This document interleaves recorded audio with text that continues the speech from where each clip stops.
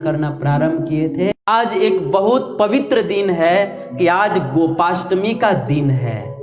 गोपाष्टमी का अर्थात आज के दिन से ही भगवान कृष्ण ने गायों को चराना प्रारंभ किया था। आज के दिन से ही देखिए, भगवान श्री कृष्ण जो है उनको गायों से बहुत प्रेम है, बहुत प्रेम है। भगवान कृष्ण बड़े हुए तब गायों से प्रेम करना शुरू किया, ऐसा नहीं। भगवान कृष्ण जब बहुत छोटे थे ना, जब समझिए कि वो 8-9 महीना के होंगे, तब भी से गायों के प्रति उनके दिल में अपार प्रेम था। इसीलिए भागवत में सुखदेव गोस्वामी जी भगवान के बाल लीला का वर्णन करते हुए कहते हैं कि हे परीक्षित, जब भगवान कृष्ण लगभग 8 या 9 महीने के थे या इससे थोड़ा सा ज्यादा के उम्र के होंगे, तो उस समय भगवान कृष्ण जब बकैया होकर के चलते थे। बकैया जानते हैं ना आप लोग? बकैया मतलब अपने 2 हाथ और दोनों पांव के बल पर जब बच्चे ऐसे घसीटते हुए चलते हैं तो उसको बकैया कहते हैं। तो भगवान कृष्ण जब बकैया होकर के चल रहे थे, उस समय की बात है कि एक बार, वैसे तो कृष्ण के पिता नंद बाबा जी जो है, यशोदा मैया जो है, कृष्ण को गोद में उठा करके तो गौशाला में रोज लेकर के जाते थे। लेकिन एक दिन क्या हुआ कि हमारे श्री ठाकुर जी और उनके बड़े भाई बलराम जी दोनों एकदम छोटे से बालक हैं, एकदम छोटे से, समझिए कि 1 साल के छोटे से बालक हैं। तो दोनों छोटे से कृष्ण बलराम जो है बकैया चलते हुए और नंद भवन का, जो नंद बाबा जी का, कृष्ण का जो महल था गोकुल में, उस महल में चलते चलते दोनों जो है, जो चौखट होता है उसको पार कर गए चलते चलते। और माता यशोदा ने कृष्ण के पांव में सुंदर पायल पहनाए थे। तो ठाकुर जी जब चलते थे ऐसे बकैया होकर के, तो जब चलते थे तब हिलता था और तब उसमें से ध्वनि आती थी, तो ठाकुर जी रुक जाते थे और रुक करके इधर उधर देखते थे कि ये आवाजवा कहाँ से आवता। आप थोड़ा ध्यान से सुनिए, इस छवि का स्मरण कीजिए, कितनी सुंदर छवि है। ये झांकी को आप स्मरण कीजिए अपने मन में, कि कितनी सुंदर झांकी है कि ठाकुर जी गोकुल में, नंद भवन में। देखिए, कार्तिक महीना में वृंदावन में वास करना चाहिए, लेकिन हम लोग कोरोना के कारण तो नहीं जा पा रहे हैं।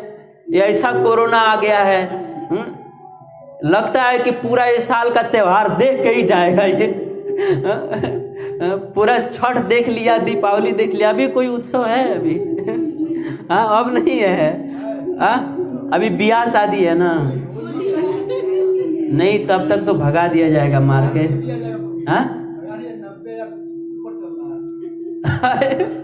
चलिए जो भी होगा, लेकिन ये साल तो इसने ठान लिया कि हम पूरा भारत में का होला, ये पूरा साल के हम व्रत त्योहार देखिए कि जाए। तो कोरोना के कारण जो है वृंदावन नहीं जा पाए, कोई बात नहीं, लेकिन मन से आप लोग वृंदावन चलिए, मन से गोकुल चलिए, मन से आप इस झांकी को स्मरण कीजिए कि ठाकुर जी नंद बाबा, गोकुल में नंद बाबा के भवन में, और एकदम बकैया होकर के चल रहे हैं और पाँवों में सुंदर पायल पहने हुए हैं, और चलने से पायल से रुनझुन आवाज आ रही है, और ठाकुर जी उसको सुन करके रुक जाते हैं और रुक करके ध्यान से सुनते हैं। और जैसे ही रुकते हैं वो झुनझुन जो बजता है वो भी बंद हो जाता है। तो ठाकुर जी सोचते हैं, अरे कैसे बंद हो गया? फिर चलने लगते हैं तो फिर सुनाई देता है। तो कृष्ण और बलराम दोनों एक दूसरे को देख करके खिलखिला कर हंसते हैं। क्या खिलखिला करके हंसते हैं कि देखो क्या हो रहा है।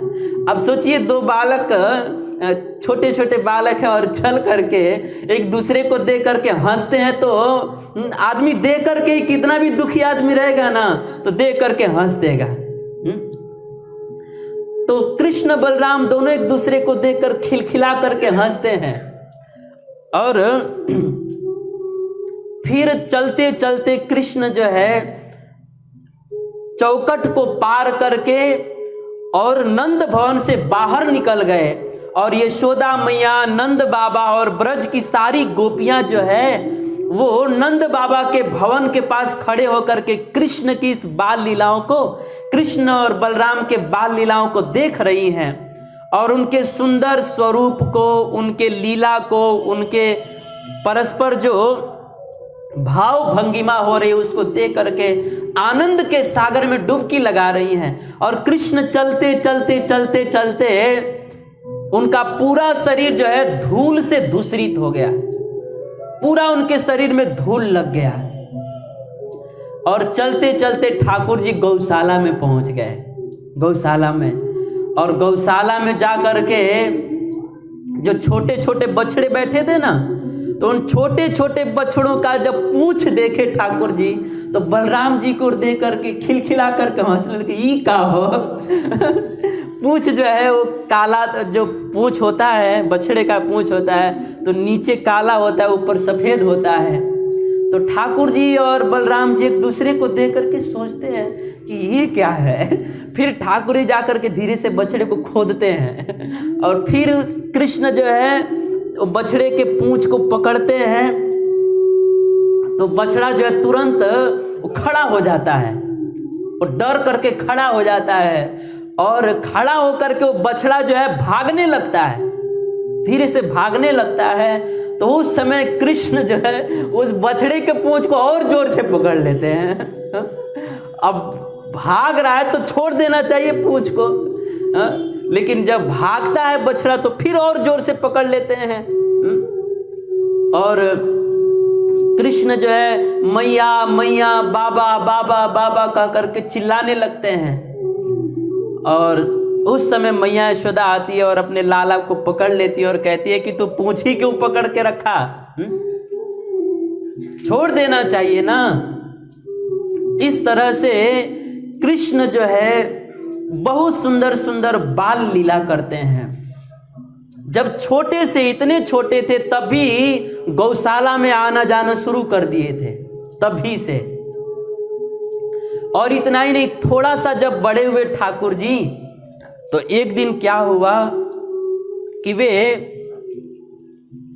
जब 2 साल के हो गए तब ठाकुर जी अपने नंद भवन से अपने पांवों के बल से चलते चलते गौशाला में पहुंच गए।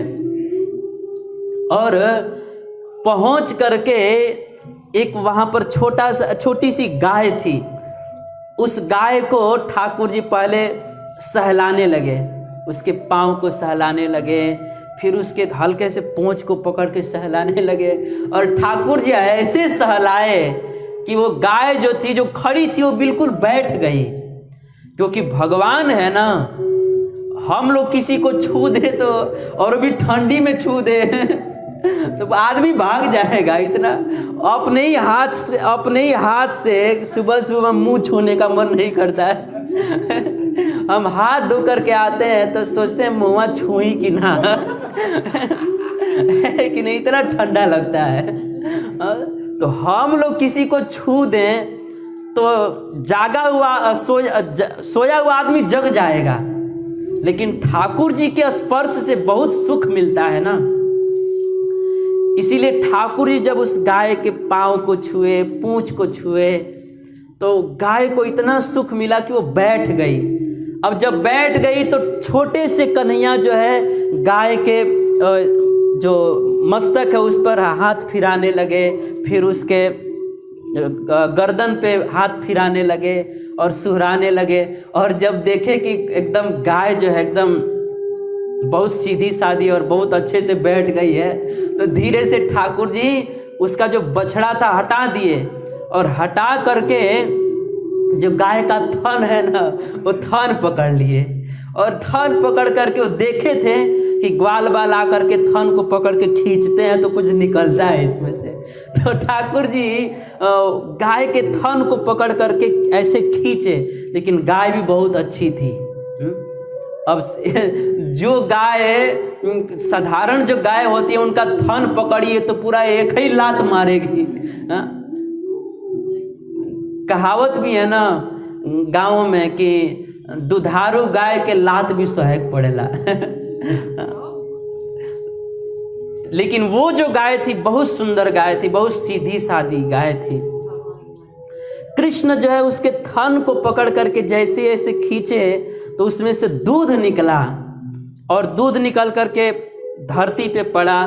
फिर खींचे तो फिर जो है उनके शरीर पर पड़ा। तो ठाकुर जी सोच रहे थे कैसे हम दुहें कि हमारे मुंह में दूध जाए।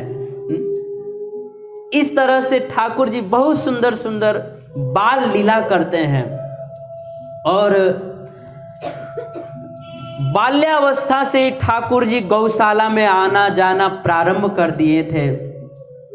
और एक बार जब भगवान कृष्ण जब थोड़ा बड़े हो गए, बहुत सुंदर भगवान की जो गाय के साथ जो भगवान की लीला है, बहुत सुंदर सुंदर भगवान की लीलाएं हैं। जब भगवान कृष्ण थोड़ा बड़े हो गए तो एक दिन भगवान कृष्ण चलते चलते, कृष्ण और बलराम जो है चलते चलते अपने गौशाला में पहुंचे। तो वहां पर क्या देखा ठाकुर जी ने कि नंद बाबा का एक सखा थे जिनका शादी उदी नहीं हुआ था। वो हमेशा गाय को दूहते रहते थे, वो शादी नहीं किए थे। कई बार ऐसा देखा जाता है ना कि जो दूध बेचने वाले होते हैं उन्हें शादी नहीं करते हैं। ऐसा बहुत कम होता है लेकिन होता है ऐसा। एक बार ऐसे ही एक आदमी, एक दूध बेचने वाला आदमी था, तो वो रोज सुबह में 4 बजे दूध देने जाता था घर पे। तो एक दिन वो किसी के घर पे, एक माता जी के घर पे दूध देने गया सुबह में 4 बजे। तो माता जी ने स्वाभाविक ही पूछ दिया कि आपकी उम्र 30 साल हो गई, शादी नहीं किए हैं? तो दूध वाला बोला हम शादी नहीं किए हैं। तो स्त्री ने पूछा शादी करेंगे नहीं? तो बोले हम नहीं करेंगे। तो स्त्री ने पूछा क्यों नहीं करेंगे? तो वो दूध वाला बोला कि देखिए माता जी, ऐसा है ना कि हमको शादी करने का मन था, लेकिन सुबह सुबह में आप लोगों का जो भयंकर रूप देखते हैं ना, तो देख करके हमको शादी करने का मन ही खत्म हो गया। आदमी दिन में कितना भी मेकअप शेकअप कर ले, लेकिन सुबह का जो रूप होता है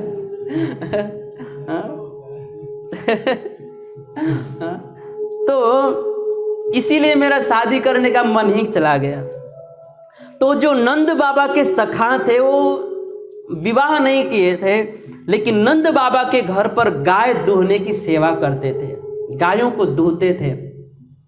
तो ठाकुर जी ने पहली बार देखा, क्या देखा कि वे ग्वाल जो है गाय को दूह रहे हैं। सूरदास जी ने इसको बहुत सुंदर लिखा है, धेनु दुहत देखत हरि ग्वाल। ठाकुर जी ने देखा कि वो ग्वाल जो है दूध दूह रहा है। उस समय देखते ही ठाकुर जी के भी मन में लालसा उत्पन्न हो गई कि मैं भी दूध दूहूंगा, मैं भी दूध दूहूंगा। और इसी लालसा से ठाकुर जी जो है उस ग्वाल के पास गए और जा करके बोले कि ताऊ मुझे भी थोड़ा दूध दूहना सिखा दीजिए ना। अब उस ताऊ ने, उस ग्वाल ने जैसे ही ठाकुर जी के सुंदर रूप को देखा और उसमें भी उनकी तोतली भाषा, देखिए जो बच्चे होते हैं ना, जो संसार के छोटे छोटे बच्चे होते हैं, जब वो तोतली भाषा में बोलते हैं तो माता पिता को कितना अच्छा लगता है, कितना अच्छा लगता है। ऐसा लगता है कि पूरा दुनिया का खुशी मिल गया। जब बच्चा छोटा रहता है और एक बार जब तोतली भाषा में माँ माई, अब बाबा, दादा, दादी कहता है तो माता पिता इतने खुश होते हैं कि लगता है कि दुनिया का सारा सुख मिल गया। तो जो छोटे बच्चे होते हैं उनकी वाणी स्वाभाविक ही मधुर होती है। और इस संसार में हमारे शास्त्रों में बताया गया है कि सबसे मधुर आवाज किसकी होती है? सबसे मधुर आवाज जो है माताओं की आवाज होती है। और अब आजकल उतना मधुर कोई बोलते नहीं है, ऐसे कड़वा बोलते हैं कि आदमी एक बार नीम रस पी लेगा लेकिन वो नहीं पी पाएगा, ऐसे बोलते हैं।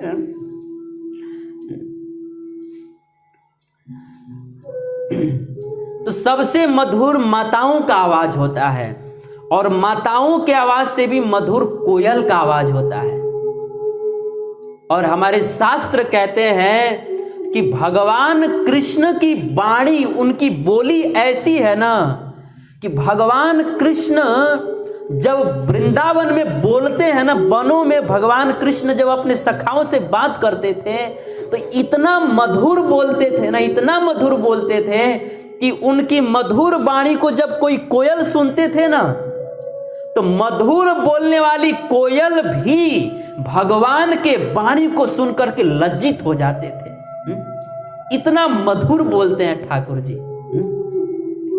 अब स्वाभाविक ऐसे मधुर बोलते हैं, और उसमें भी जब छोटे थे और उसमें भी तोतली भाषा में जब कृष्ण जी ने उस ग्वाल से कहा कि ताऊ हमको भी दूध दुहना सिखा दीजिए ना, जैसे ही उस ग्वाल ने ठाकुर जी के ऐसे शब्द को सुना तो हृदय में लगा कि बस तीर लग गया है। वह ग्वाल जो है रोने लगा, प्रेम में रोने लगा कि मैंने नंद बाबा के गौशाला में बहुत दिनों तक दूध दुहा, लेकिन दूध दुहने का फल जो है आज मुझको मिल गया कि ठाकुर जी चल करके मेरे पास आ गए। आज मेरा दूध दुहना सफल हो गया। उस समय उस ग्वाल ने कहा कि कन्हैया, हे नीलमणि, हे श्याम सुंदर, हम निश्चय ही आपको दूध दुहना सिखाएंगे, लेकिन क्या है ना कि अभी आप बहुत छोटे हैं, आपके हाथ बहुत कोमल कोमल हैं, और आप इतने सुकुमार हैं कि गाय जो है आपको मार देंगी, और नंद बाबा और यशोदा मैया आपको आज्ञा नहीं देंगे। उस समय कृष्ण ने कहा कि आप बाबा की चिंता मत कीजिए, मैया की चिंता मत कीजिए, नंद बाबा और मैया को हम मना लेंगे, आप हमको सिखाने के लिए कहिए। अब कृष्ण ने कहा तो ग्वाल कैसे कृष्ण के बातों को टाल सकते थे। उन्होंने कहा ठीक है, हम सिखा देंगे, शाम को आइएगा। तो ठाकुर जी ने कहा नहीं, हम शाम को नहीं आएंगे, क्योंकि मैया जो है हमको शाम को आने नहीं देगी, हम कल आएंगे, हम कल आएंगे। और ठाकुर जी जो है दूसरे दिन बलराम जी को भी पटिया लिए गांव की भाषा में। ठाकुर जी ने कहा कि बलदाऊ भैया आप चलो ना हमारे साथ, हम लोग दूध दुहना सीखेंगे। तो बलदाऊ जी को लेकर के गए, और फिर जो है वो अपने दूध दुहने वाले ग्वाल से बोले कि अब हमको सिखाइए। तो वो ताऊ जो है, वो ग्वाल जो है ठाकुर जी को अपने गोद में बैठा लिया। बलराम जी भी कहने लगे सिखा दीजिए, सिखा दीजिए, सिखा दीजिए। अब गोद में बैठा करके उस ग्वाल ने ठाकुर जी का हाथ पकड़ करके कहा ऐसे थन को पकड़ते हैं और ऐसे खींचते हैं। अब जब ठाकुर जी ने पहली बार थन को पकड़कर खींचा तो दूध कहीं और चला गया, फिर दूसरी बार खींचे तो थोड़ा सा दूध कपड़े पर आ गया, तीसरी बार खींचे तो बाल्टी में थोड़ा सा आया, फिर चौथी बार खींचे तो भी बाल्टी में आया, पांचवी बार खींचे तो भी बाल्टी में आया। अब जब पांचवी बार भी बाल्टी में आ गया तो ठाकुर जी क्या किए कि वो जो ग्वाल थे उसके गोद में से निकल गए और ठाकुर जी नाचते हुए कहने लगे बलदाऊ भैया हम दूध दुहे के सीख गए नहीं हमके दूध दुहे के आ गए। देखो भैया, देखो हम दूध दुहना सीख गए, देखो हम कितना बड़ा काम सीख लिए, देखो। इस तरह से ठाकुर जी नाचने लगे और नाचते नाचते नाचते जो है ठाकुर जी अपने नंद बाबा के पास चले गए, मैया यशोदा के पास चले गए और जाकर कहने लगे, मैया मैया, छोटे से ठाकुर जी हैं, अभी समझिए कि 5 साल के होंगे, इससे भी छोटे होंगे। ठाकुर जाकर मैया से कहते हैं कि मैया मैं गाय दूहना सीख गया, अब जो है मैं रोज ताऊ जी के साथ जाऊंगा और रोज मैं थोड़ा थोड़ा अभ्यास करूंगा, मैया बस तू मुझे अनुमति दे दे। मैया कहने लगी, नहीं नहीं लाला, मैं तेरे लिए माखन बनाई हूँ, तेरे लिए पुआ बनाई हूँ, पकौड़ी बनाई हूँ, जिलेबी बनाई हूँ, मक्खन बनाई हूँ, रबड़ी बनाई हूँ, तू जो है वो सब खा। कृष्ण कहते हैं, देख मैया, तुम मुझे रबड़ी और बतासा में मत भटका, मुझे गाय दूहना सीखना है। उस समय मैया ने कृष्ण को बहुत समझाया कि गाय लात मार देंगे, कई गायें जो है अच्छी नहीं होती हैं। कृष्ण कहते हैं कि मैया तू चिंता मत कर, एक गाय बहुत अच्छी है, हम उसी के ऊपर दूध दुहना सीखेंगे। अब कृष्ण मैया को कहे और मैया बात न माने, ऐसा हो ही नहीं सकता। कृष्ण इतना तोतली भाषा में इतना मीठा मीठा बोलते हैं कि कृष्ण के बातों में मैया आ गई और मैया ने अनुमति दे दिया, लेकिन कहा कि जाओ नंद बाबा से पूछ लो। तो कृष्ण नंद बाबा के पास गए और जाकर के उनका धोती पकड़ ली और बोले, बाबा बाबा हमको दूध दुहना सीखना है। नंद बाबा ने कहा, लाला अभी तू छोटा है और तुझे दूध दुहने की जरूरत क्या है, तू तो ब्रज के राजा, मेरा पुत्र है, राजा का बेटा है, तू दूध दुहेगा, तुझे दूध दुहने की जरूरत नहीं है। ठाकुर जी कहने लगे, नहीं, राजा का बेटा है तो क्या है, हम दूध दुहेंगे। आजकल के बच्चों को कह दीजिए, देखिए हमारे ठाकुर जी पूरे ब्रह्मांड के स्वामी हैं, लेकिन गायों के प्रति दिल में कितना प्रेम है। लेकिन आज के लोग गायों से कोई प्रेम नहीं, कोई प्रेम नहीं। आजकल के लोग कभी कभी हंसी मजाक में भी कह देते हैं लोग कि हम अपनी बेटी का ब्याह गाय चराने वाले से करेंगे, गंवार आदमी से। ऐसे लोग, मतलब गौ सेवा को समाज में इतना लोग हीन समझ रहे हैं कि जब ताना वाना देना भी होता है तो यही देते हैं लोग। लेकिन देखिए ठाकुर जी, गाय की सेवा करना कोई बहुत हीन काम नहीं है, इतना उच्च काम है, इतना श्रेष्ठ काम है, इतना उत्तम काम है कि जिस भगवान की सेवा लाखों लक्ष्मियां करती हैं, वे भगवान गौ सेवा के लिए मचल रहे हैं, मैया को मना रहे हैं, नंद बाबा को मना रहे हैं कि मुझे गौ दुहना सीखना है। जब कृष्ण ने नंद बाबा से कहा तो नंद बाबा ने कहा ठीक है, अनुमति दे दिया। और फिर जो है कृष्ण दौड़े दौड़े गए और जाकर मैया से कहते हैं कि मैया मुझे बर्तन दे दे, मैं जो है अब गाय दुहूंगा। और सोने का बर्तन लेकर के ठाकुर जी गाय दुहने गए और फिर जो उस ग्वाल ने ठाकुर जी को बहुत सुंदर गाय को दुहना सिखाया। और इस तरह से बहुत सुंदर प्रसंग है। सूरदास जी ने इसको बहुत मनमोहक शब्दों में इसका वर्णन किया है, लेकिन समय नहीं है इसीलिए हम अधिक वर्णन नहीं करेंगे। लेकिन आप यही समझिए कि ठाकुर जी को बचपन से ही, बाल्यावस्था से ही, जब उनको होश नहीं था उसके पहले से ही ठाकुर जी को गाय की सेवा करने में बहुत रुचि थी, गायों से बचपन से ही प्रेम था। अब देखिए, अब जब गाय दुहने की बात आई है तो कई बार हमारे मन में प्रश्न होता है कि गाय का दूध तो अपने आप में एक अमृत होता है और ऊपर से ठाकुर जी का हाथ लग जाए दुहने में, ठाकुर जी ने जो दूध दुहा हो, जिस स्तन के ऊपर ठाकुर जी की नजर पड़ी हो और जिस स्तन पर ठाकुर जी का हाथ लगा हो, और जिस दूध के ऊपर ठाकुर जी की अमृतमयी नजर पड़ी हो, उस दूध का तो महिमा का वर्णन ही नहीं हो सकता। तो मन में प्रश्न होता है कि क्या कोई ऐसा दूध है क्या आज भी?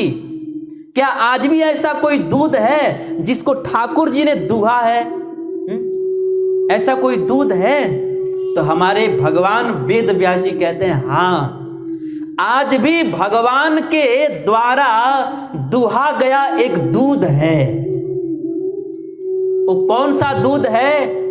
तो भगवान वेद व्यास जी कहते हैं सर्वोपनिषदो गावो दुग्धा गोपाल नंदन पार्थो वत्स सुधीर भोक्ता दुग्धम गीतामृतम महत।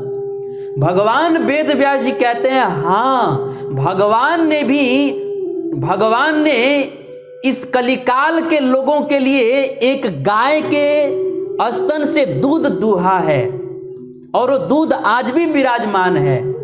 तो कौन से गाय से उन्होंने दूध दुहा है? तो भगवान वेद व्यास जी कहते हैं कि ये जो 108 उपनिषद है ना, ये 108 उपनिषद ही गाय है। और इस 108 उपनिषद रूपी गायों को भगवान श्री कृष्ण ने अपने हाथ से दुहा है।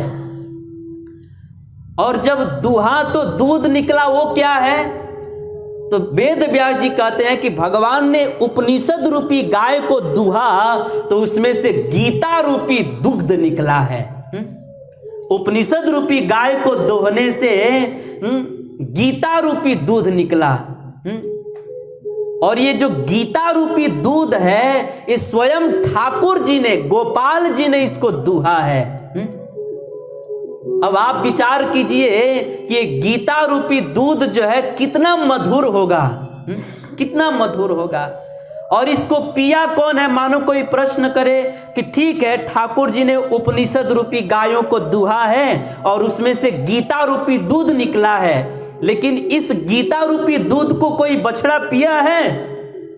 तो भगवान वेद व्यास जी कहते हैं हाँ, इस गीता रूपी दूध को अर्जुन रूपी बछड़े ने, ठाकुर जी के सखा अर्जुन रूपी बछड़े ने इस गीता रूपी दूध को पिया है। और भगवान वेद व्यास जी कहते हैं कि हे संसार के लोगों, यह गीता रूपी दूध जो है अर्जुन रूपी बछड़ा ने तो पिया ही है, लेकिन यह अर्जुन रूपी बछड़ा के पीने के बाद भी ये खत्म नहीं हुआ है। आज भी गीता रूपी दूध जो है हम सबके समक्ष विराजमान है।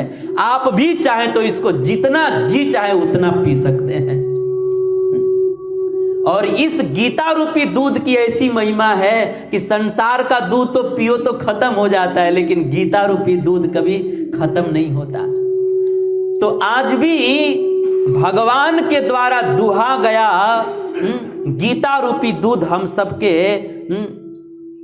जीवन में विराजमान है।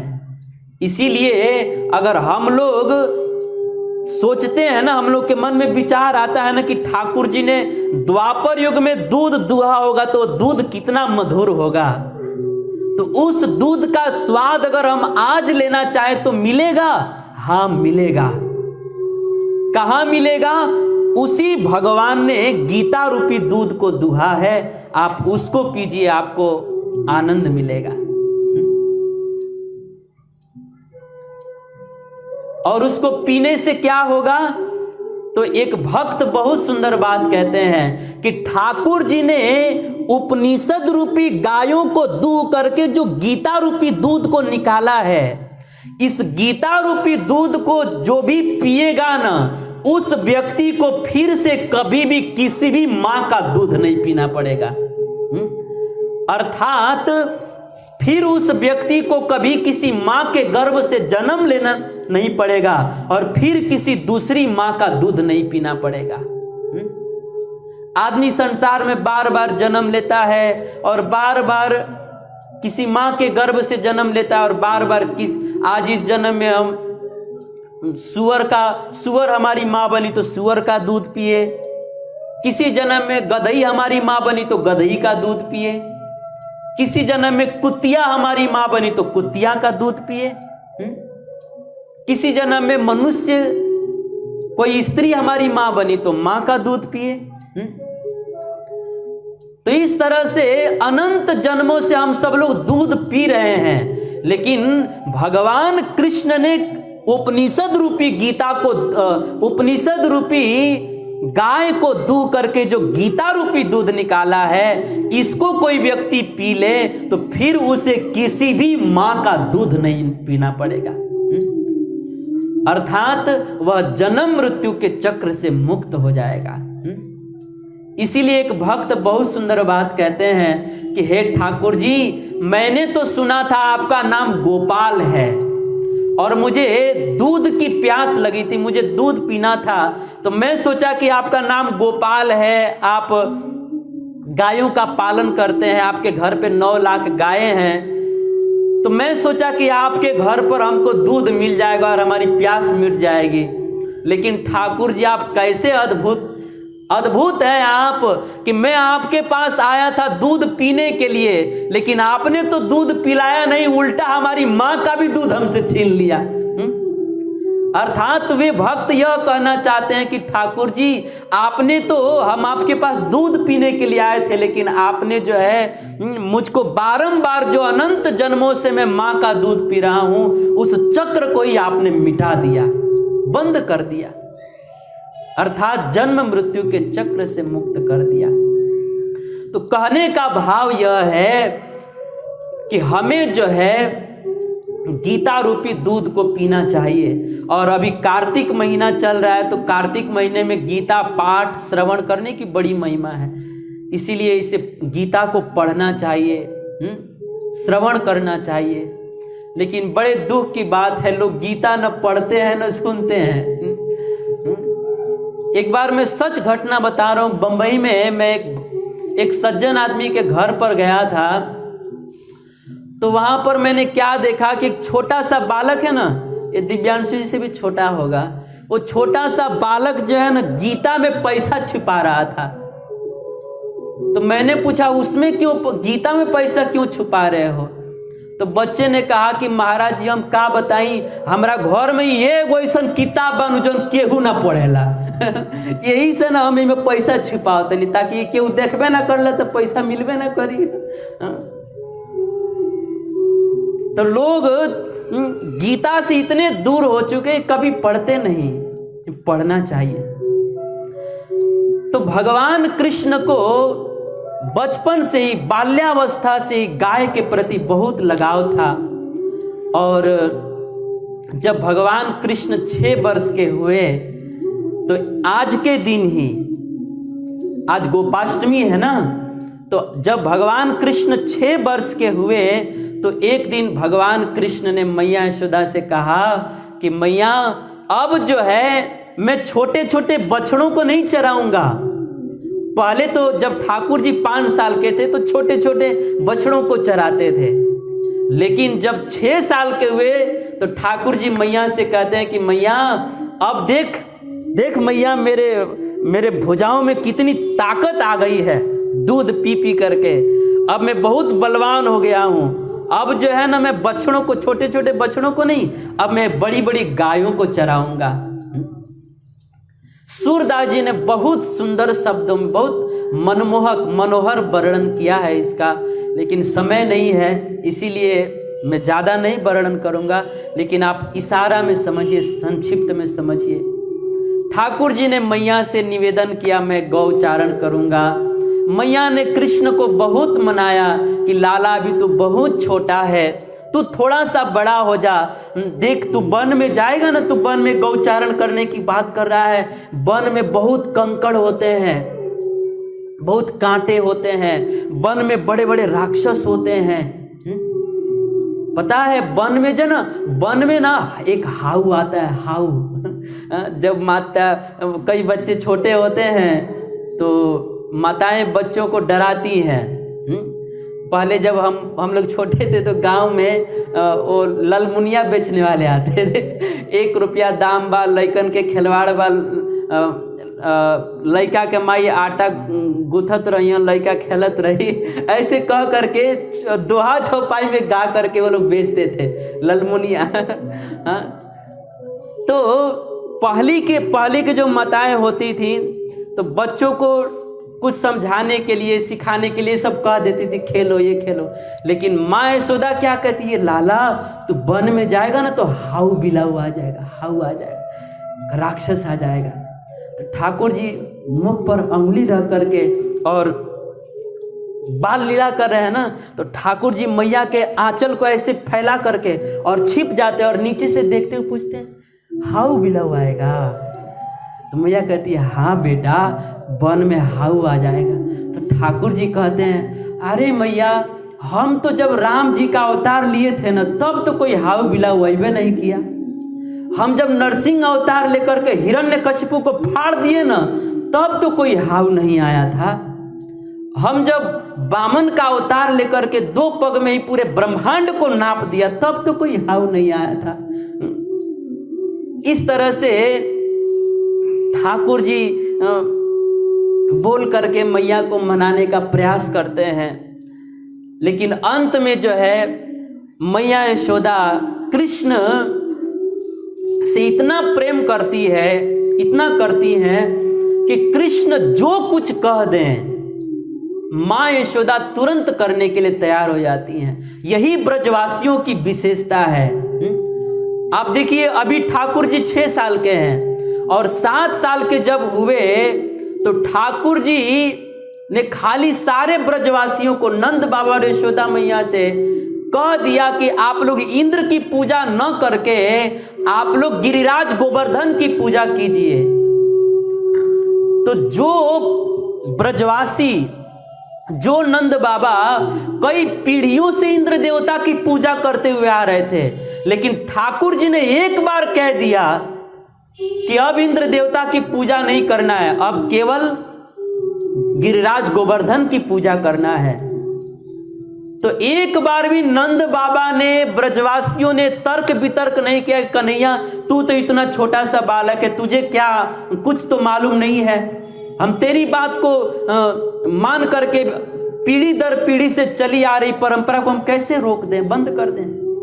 एक बार भी ऐसा तर्क वितर्क नहीं किया, बस कृष्ण कह रहा है ना तो कृष्ण के बात को मान लिए। इतना ही नहीं, आप थोड़ा विचार कीजिए। देखिए भागवत जो है ना, भागवत वास्तव में ये सुनना ठीक है, लेकिन इसका सुनने के बाद मनन और चिंतन करना चाहिए, रसास्वादन करना चाहिए। आप देखिए ब्रजवासियों को ठाकुर जी के वचन पर कितना अपार अटूट विश्वास है कि एक 7 साल का बालक 21 किलोमीटर में फैले हुए, 7 कोस में फैले हुए इतने विशाल गिरिराज पर्वत को, जिस गिरिराज पर्वत की परछाई बरसाने में जाती थी, इतने विशाल उच्च पर्वत को ठाकुर जी ने 7 साल के बच्चे ने अपने बाएं हाथ जो सबसे कमजोर होता है, ऐसे बाएं हाथ के ऊपर भी नहीं, कानी अंगुली के ऊपर, इन 5 अंगुलियों में सबसे कमजोर अंगुली कानी अंगुली होती है, और इस अंगुली के ऊपर भी नहीं, इस अंगुली के नख के ऊपर धारण कर लिए। और धारण करने के बाद जो है ठाकुर जी सारे ब्रजवासियों को कहे कि आप सब लोग ये इंद्र के वर्षा से भयभीत मत होइए, आप सब लोग सारे गायों को लेकर के गिरिराज के नीचे आ जाइए, सारे बछड़ों को लेकर आ जाइए, आप लोग भी आ जाइए। ठाकुर जी ने कह दिया तो एक बार भी किसी भी ब्रजवासी ने अपने मन में एक बार भी संदेह नहीं किया कि अरे इतना छोटा सा नन्हा सा बालक इतने बड़े विशाल पर्वत को उठाया है, और अगर हम लोग जो है इस पर्वत के नीचे चले गए और कदाचित इसका हाथ थक गया और नीचे रख दिया, तब तो हम लोग गेहूं की तरह पिस जाएंगे, अंतिम संस्कार करने के लिए हड्डी भी नहीं मिलेगा। एक बार भी ब्रजवासियों ने विचार नहीं किया कि कृष्ण कह रहा है लेकिन हम जाएंगे नहीं, एक बार ही विचार नहीं किया। बस कृष्ण ने कहा है ना तो तुरंत चले गए। यह है ब्रजवासियों का प्रेम। हम लोग तो कैसे हैं, हम लोगों को कृष्ण के वचन पर कोई विश्वास नहीं है। कृष्ण गीता में गर्जना करते हुए कहते हैं, कुरुक्षेत्र की युद्ध भूमि में सिंहनाद करते हुए कहते हैं, सर्वधर्मान परित्यज्य मामेकम शरणं व्रज अहम त्वां सर्व पापेभ्यो मोक्षयिष्यामि मा शुचः। हे संसार के जीवों, आप सारे धर्मों को छोड़ करके, ये जितना भी फलाना ठिकाना व्रत करते हैं ना, सब छोड़ छाड़ करके एकमात्र मेरी शरण में आ जाओ। आप ये जितना भी सब करते हैं ना कर्म कांड, सब छोड़ करके मेरी शरण में आ जाओ। कोई व्यक्ति कहे अरे हम छोड़ देंगे तो पाप लगेगा, ठाकुर जी कहते हैं सारे पापों से मुक्त करना ये मेरी जिम्मेदारी है, मेरी शरण में तो आओ। ठाकुर जी गर्जना करते हुए कहते हैं कि मेरी शरण में आइए, मैं आपकी संपूर्ण जीवन की जिम्मेदारी मैं अपने ऊपर लेता हूं। अनन्यास चिंतयन्तो माम ये जना पर्युपासते तेसाम नित्याभियुक्ता नाम योगक्षेमं वहाम्यहम्। आप सब कुछ छोड़ करके मेरी शरण में आइए, आपके पास जो कुछ है उसकी रक्षा मैं करूंगा और जो नहीं है वो वस्तु मैं आपको प्रदान करूंगा। बस शर्त यह है कि आप नित्य हमेशा मेरे चरणों का चिंतन कीजिए, मेरा नाम जप कीजिए। भगवान गर्जना करते हुए कहते हैं, लेकिन हम लोगों को भगवान के वचन पर विश्वास नहीं होता। इसीलिए हम लोग जो है ये दरबार में भटकते हैं, वो दरबार में भटकते हैं, ये व्रत वो व्रत। हम व्रत के विरोधी नहीं है, जिसको जो करना है करे, लेकिन बात आई है तो हम बता रहे हैं कि हम लोगों को भगवान के वचन पर विश्वास नहीं है। भगवान के वचन पर विश्वास नहीं है। तो कृष्ण ने मैया यशोदा से कहा कि मैं गौचारण करूंगा। मैया और यशोदा जो है, मैया यशोदा और नंद बाबा कृष्ण के बातों में आ गए और फिर जो है नंद बाबा ने ठाकुर जी को गौचारण करने की अनुमति दे दिया। बहुत सुंदर प्रसंग है, बहुत सुंदर प्रसंग है। अब ठाकुर जी को जब गौचारण करने की अनुमति मिली तो ठाकुर जी नाचने लगे कि मानो ऐसा लगता है कि पूरा दुनिया का सुख मिल गया ठाकुर जी को। नाचने लगे और माँ यशोदा ने कृष्ण का बहुत सुंदर श्रृंगार किया और रोहिणी माता ने बलराम जी का सुंदर श्रृंगार किया। और जब ब्रज में धीरे धीरे बात फैल गई, बात फैलते हुए देरी नहीं लगती है, और वो भी बात किसी माता के कान में पड़ जाए तब तो बात एकदम आग की तरह फैलता है। कोई बता रहे थे कि आज के माताओं को ना अवार्ड देना चाहिए। किस बात का? कि माताएं जो है भूखी रह लेंगी, प्यासी रह लेंगी, लेकिन चुप नहीं रहेंगी। इस बात का अवार्ड देना चाहिए। बहुत अच्छी बात है, माताओं में भगवान ने अच्छी विशेषता दी है बोलने की, लेकिन इस बोलने को सही दिशा में मोड़ना है। बोलने की आदत है ना, तो भगवान का नाम बोलना चाहिए। हरे कृष्णा हरे हरे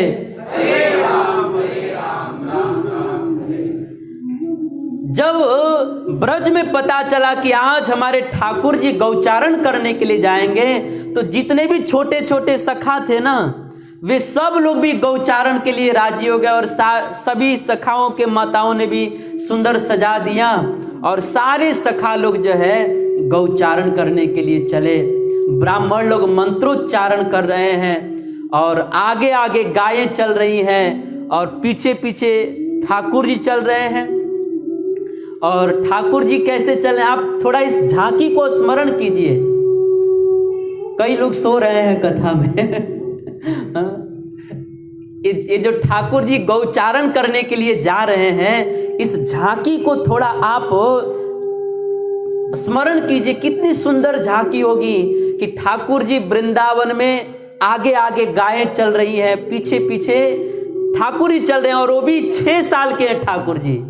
6 साल के ठाकुर जी कितने बड़े होंगे? इतने छोटे से होंगे। और छोटे छोटे ठाकुर जी और छोटी छोटी लकुटी, छोटे छोटे ग्वाल, और चल भी रहे थे तो कैसे चल रहे थे ठाकुर जी? आगे आगे गायें थी और पीछे ग्वाल बाल थे और उन ग्वालों के बीच में जो है कृष्ण और बलराम थे।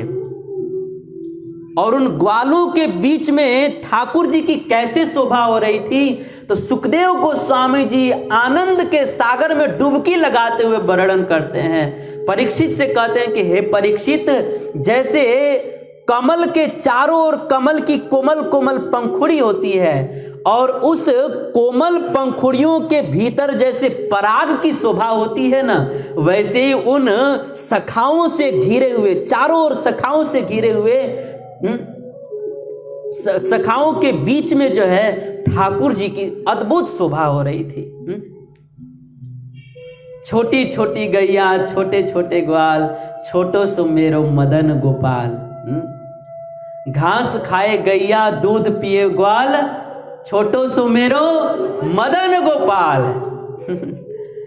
बोलिए मदन गोपाल भगवान की जय। जोर से महामंत्र बोल दिए, सब लोग जग जाए। हरे कृष्णा हरे कृष्णा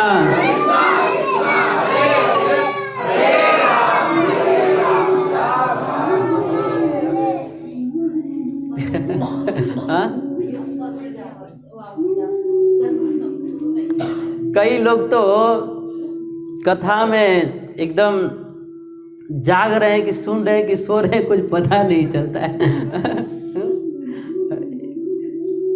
एक बार एक आदमी जो है शराबी, शराब पीने वाला आदमी, रोज शिव जी के मंदिर में जाता था, कहता था बम बम भोले। रोज शिव जी के मंदिर में जाता था, बम बम भोले, हर हर महादेव कहता था। तो हमेशा नशे में रहता था, शराब पी कर के जाता था। कई लोग भांग पी के जाते हैं।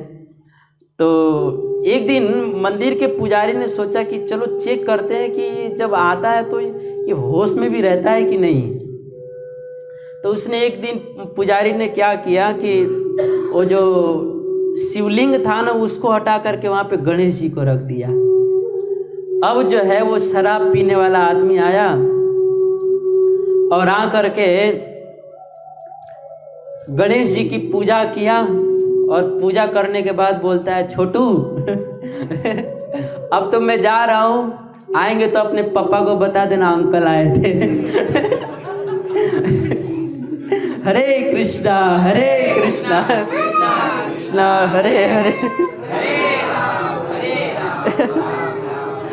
तब पुजारी समझ गया कि बिल्कुल ये नशा में ही रहता है ये तो इसी तरह से कई लोग कथा में भी शराब के नशा में तो नहीं, लेकिन नींद के नशा में रहते हैं लोग।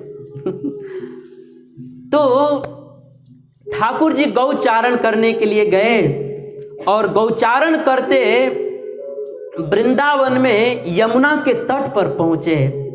और यमुना के तट पर जब ठाकुर जी खड़े हुए तो उस समय यमुना जी के भीतर जो है लहरें उठने लगी। क्यों? क्योंकि यमुना जी ने सोचा कि देखो तो आज जो है हमारे ठाकुर जी कितने वर्षों के बाद हमारे पास में आए हैं, अब जो है हमें इनके चरणों में कुछ अर्पित करना चाहिए। तो उस समय यमुना महारानी के भीतर बहुत सुंदर सुंदर कमल खिले हुए थे। तो वो कमल जो है, ठाकुर जी यमुना के तट पर खड़े हैं, तो वो कमल जो है यमुना के लहरों के धार से बह करके ठाकुर जी के चरणों में चले जाते हैं। मानो ऐसा लगता है कि यमुना महारानी ठाकुर जी के चरणों में कमल के फूल अर्पित कर रही हैं। गायें चर रही हैं और उस समय ठाकुर जी अपने सखाओं के साथ खेल रहे हैं। क्या खेल रहे हैं कि यमुना जी में कोई बत्तख पानी पीने के लिए आता था ना, कोई मोर या कोई पक्षी पानी पीने के लिए आता, तो जैसे कोई बगुला आकर के पानी पीता, तो बगुला कैसे पानी पीते हैं पता है आप लोगों को ना? बगुला जो एकदम धीरे धीरे पांव रख करके, कई बार मछलियों को भी ऐसे ही खाते हैं। तो जैसे जैसे बगुला करते हैं पांव धीरे धीरे रखते हैं पानी में, वैसे ठाकुर जी भी धीरे धीरे अपने पांव रखते हैं पानी में। और कभी कभी देखते हैं कि कोई मेंढक पानी में कूद रहा है तो ठाकुर जी भी कूदते हैं, सारे ग्वाल सखा भी कूदते हैं। और कई बार वृक्षों पर बैठ करके कोयल बोलती है तो ठाकुर जी भी कोयल की तरह बोलने लगते हैं, कुहू कुहू। भगवान की मधुर वाणी सुन करके कोयल भी लज्जित हो जाते हैं। और उस वृंदावन में कोई मोर नाचते हैं तो ठाकुर जी मोरों को नाचना दे करके ठाकुर जी भी नाचने लगते हैं। लेकिन जब ठाकुर जी नाचते हैं तो भगवान के नृत्य को देखकर मोर भी लज्जित हो जाते हैं। इस तरह से लुका छिपी आइस पाइस गांव में खेलते थे ना लोग, छोटे में थे आइस पाइस, ठाकुर जी वृंदावन में आइस पाइस खेलते थे। आज तक इसका अर्थ पता नहीं चला कि आइस पाइस का मतलब क्या होता है। अच्छा अच्छा, ये अंग्रेजों ने दिया है। अच्छा अच्छा, चलिए आज से आपसे पता चल गया अंग्रेजों का। हरे कृष्णा हरे राम हरे हरे। तो ठाकुर जी वृंदावन में ऐसे ऐसे लुका छिपी का खेल खेलते थे, बहुत सुंदर।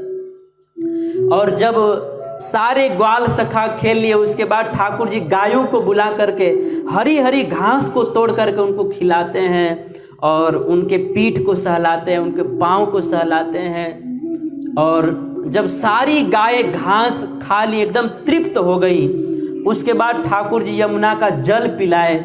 और एक बछड़ा जल नहीं पिया क्योंकि बहुत छोटा सा बछड़ा था, तो उसने जल नहीं पिया। तो ठाकुर जी को लगा कि लगता है पानी में जाने से डर रहा है। कई छोटे छोटे बछड़े होते हैं ना, कितना दिखने में प्यारे लगते हैं बछड़े। तो एक बछड़ा पानी पीने के लिए नहीं गया, तो यमुना जी के भीतर जो है, पहले हम लोग कुआं में वो पत्तल होता था ना, उसको क्या बोलते थे, पुरैन का पत्ता ना, कुछ ऐसा बोलते थे। तो उसमें पानी भर करके ठाकुर जी लेकर के आए यमुना जल और उस बछड़े को पिलाए। तो इस तरह से भगवान कृष्ण जो है वृंदावन में बहुत सुंदर गौचारण लीला करते हैं, बहुत सुंदर गौचारण लीला। और जब गायें चरते चरते दूर चली जाती है तो ठाकुर जी कैसे बुलाते हैं? ठाकुर जी जो है ना अपने बांसुरी में सारे गायों का नाम बुलाते हैं। किसी का नाम गंगा, जमुना, किसी का नाम काली, गोरी, धौरी, सारी गायों का अलग अलग नाम रखे थे ठाकुर जी। तो बांसुरी में ठाकुर जी जिस गाय का नाम बुलाते थे वो गाय दौड़ी हुई रमाती हुई ठाकुर जी के पास चली आती थी और ठाकुर जी के चरणों को चाटने लगती थी। इस तरह से वृंदावन में भगवान कृष्ण गौचारण लीला करते हैं। और मेरा सब कुछ कहने का भाव ये है कि आज के दिन ही ये जो गौचारण लीला है भगवान ने आज के दिन ही प्रारंभ किया था। और भगवान कृष्ण को गाय इतना प्रिय है, इतना प्रिय है कि अगर किसी व्यक्ति से बहुत बड़ा से बड़ा अपराध हो गया, ऐसा अपराध हो गया जिसका कोई प्रायश्चित नहीं है शास्त्रों में, लेकिन वह व्यक्ति अगर गाय माता की सेवा करता है तो भगवान जो है जिस अपराध का शास्त्रों में कोई प्रायश्चित नहीं है उस अपराध को भी भगवान भुला देते हैं, क्षमा कर देते हैं। अगर कोई गाय माता की सेवा करता है तो जैसे इंद्र देवता ने भगवान के भी प्राण धन है ब्रजवासी, और उन ब्रजवासियों को मारने के लिए इंद्र देवता ने जो प्रलय काल के समय जो वर्षा होती है सांवर्तक मेघ के द्वारा, उस प्रलयकालीन वर्षा जो है ब्रजवासियों को डुबाने के लिए उन्होंने किया था। इतना बड़ा अपराध किया था इंद्र देवता ने। लेकिन भगवान ने गिरिराज पर्वत को उठा करके जब रक्षा कर लिया, और उस समय जब इंद्र देवता को पता चला कि अरे मैं जिन ब्रजवासियों को डुबाकर मारने का प्रयास कर रहा हूं वो तो भगवान के स्वजन संबंधी हैं, भगवान के प्राण प्रिय हैं, कृष्ण साक्षात भगवान है। इंद्र देवता को अपनी गलती का पता चला, लेकिन अब भगवान के सामने क्षमा मांगने जाएं तो किस मुंह से जाएं? इसीलिए कुछ समझ में नहीं आया तो इंद्र देवता जो है ब्रह्मा जी के पास गए और सारे अपने गलती को बताए कि ऐसा ऐसा अपराध हो गया है, मैं क्या करूं? तो ब्रह्मा जी ने कहा कि देखो इंद्र, आपसे भले गलती हो गया है, लेकिन आप ऐसा करो, आप गौ माता की सेवा कीजिए, और गाय माता की सेवा करने के बाद जो है आप उसी गौ माता को आप आगे करके ठाकुर जी के पास जाकर क्षमा मांगिए, तो ठाकुर जी आपको क्षमा कर देंगे। और इंद्र देवता ने ऐसा ही किया, उन्होंने सुरभि गाय की सेवा किया। और एक दिन जो है भगवान कृष्ण गिरिराज गोवर्धन की तलहटी में गौचारण कर रहे थे, और उस समय संजोग से ठाकुर जी अकेले ही थे, और उसी समय इंद्र देवता जो है सुरभि गौ माता को आगे करके, और इंद्र देवता आए और भगवान के चरणों में दंडा की तरफ पड़ गए, और बहुत श्लोकों में भगवान से उन्होंने क्षमा मांगी। और जैसे ही भगवान ने इंद्र देवता के आगे सुरभि गाय को देखा कि ये इंद्र देवता जो है गाय की सेवा करके, गाय को आगे करके मेरे से क्षमा मांग रहे हैं, तो भगवान जो है तुरंत उस इंद्र देवता के अपराध को, सारे अपराध को भगवान भूल गए और उनको बहुत वरदान भी दिए। यहां तक कि इंद्र देवता ने भगवान का अभिषेक किया, ब्रह्मा जी आए, शिव जी आए, सब लोग भगवान की जय जयकार कर रहे थे। इंद्र देवता दूध से अभिषेक कर रहे थे, सुरभि गाय के दूध से। उनका ऐरावत हाथी जो है गोविंद कुंड से जल भर भर के भगवान के ऊपर डाल रहा था। ब्रह्मा जी स्तुति कर रहे थे।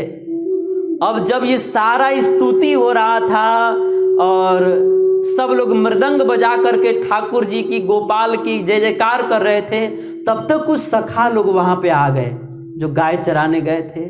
तो वो लोग सोचे कि ये हमारा कन्हैया जो है लगता है कोई बहुत बड़ा आदमी है यार।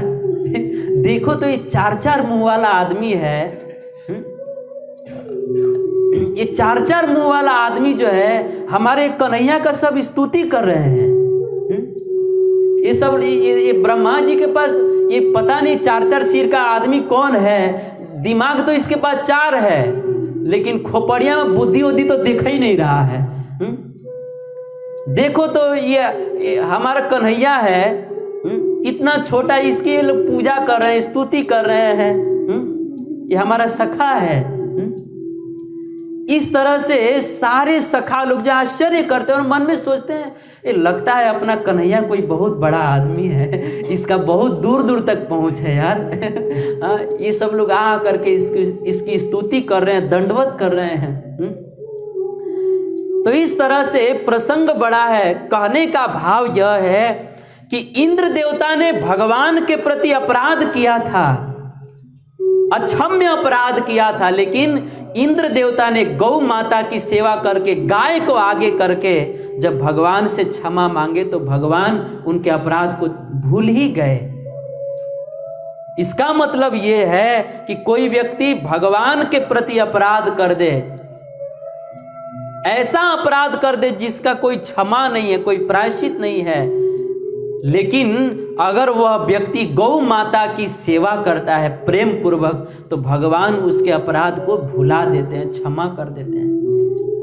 भगवान को गाय इतना प्रिय है, इसीलिए गौ माता की जितना हो सके हमें सेवा करना चाहिए। लेकिन आज बड़े दुर्भाग्य और बड़े अपार कष्ट की बात है कि आज कोई भी गाय की सेवा नहीं करना चाहता।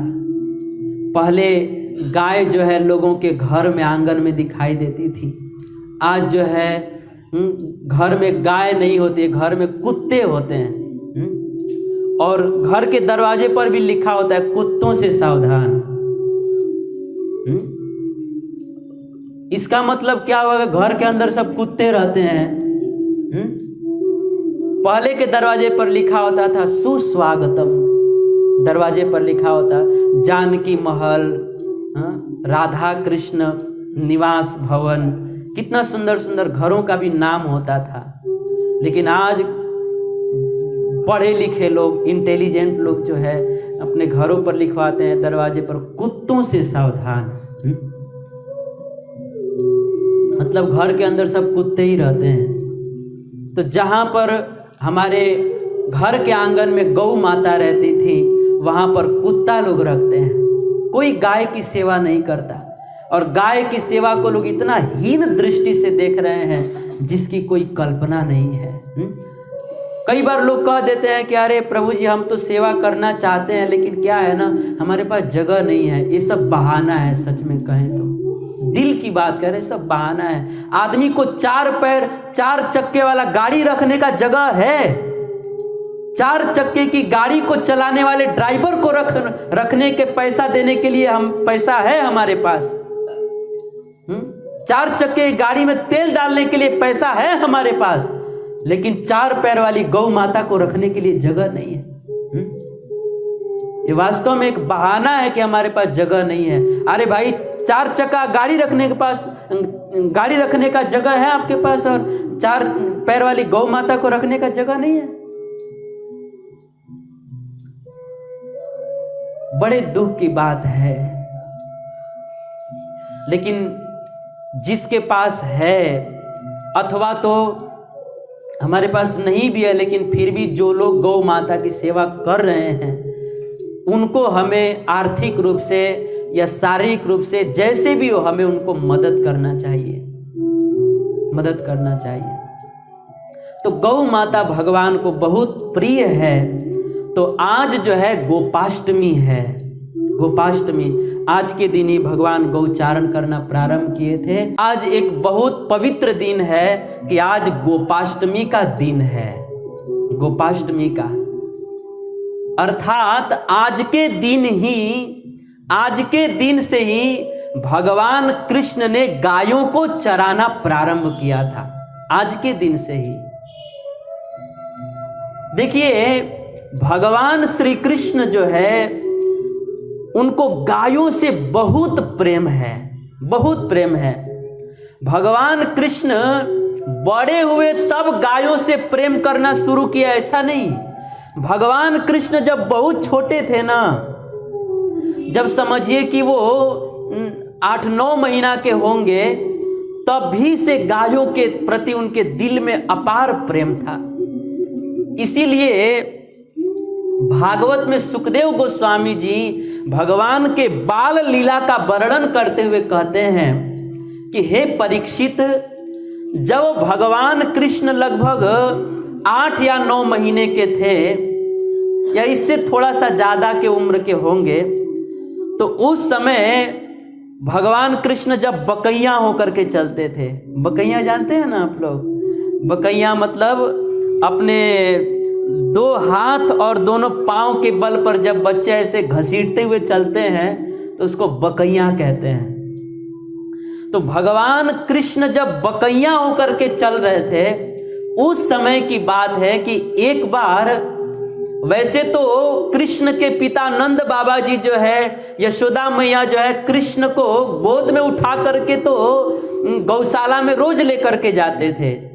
लेकिन एक दिन क्या हुआ कि हमारे श्री ठाकुर जी और उनके बड़े भाई बलराम जी दोनों एकदम छोटे से बालक हैं, एकदम छोटे से, समझिए कि 1 साल के छोटे से बालक हैं। तो दोनों छोटे से कृष्ण बलराम जो है बकैया चलते हुए और नंद भवन का, जो नंद बाबा जी का, कृष्ण का जो महल था गोकुल में, उस महल में चलते चलते दोनों जो है, जो चौखट होता है उसको पार कर गए चलते चलते। और माता यशोदा ने कृष्ण के पाँव में सुंदर पायल पहनाए थे। तो ठाकुर जी जब चलते थे ऐसे बकैया होकर के, तो जब चलते थे तब हिलता था और तब उसमें से ध्वनि आती थी, तो ठाकुर जी रुक जाते थे और रुक करके इधर उधर देखते थे कि ये आवाजवा कहाँ से आवता। आप थोड़ा ध्यान से सुनिए, इस छवि का स्मरण कीजिए, कितनी सुंदर छवि है। ये झांकी को आप स्मरण कीजिए अपने मन में, कि कितनी सुंदर झांकी है कि ठाकुर जी गोकुल में नंद भवन में। देखिए, कार्तिक महीना में वृंदावन में वास करना चाहिए, लेकिन हम लोग कोरोना के कारण तो नहीं जा पा रहे हैं। ये ऐसा कोरोना आ गया है, लगता है कि पूरा ये साल का त्योहार देख के ही जाएगा ये। पूरा छठ देख लिया, दीपावली देख लिया, अभी कोई उत्सव है अभी? हाँ, अब नहीं है। अभी ब्याह शादी है ना, नहीं तब तक तो भगा दिया जाएगा मार के।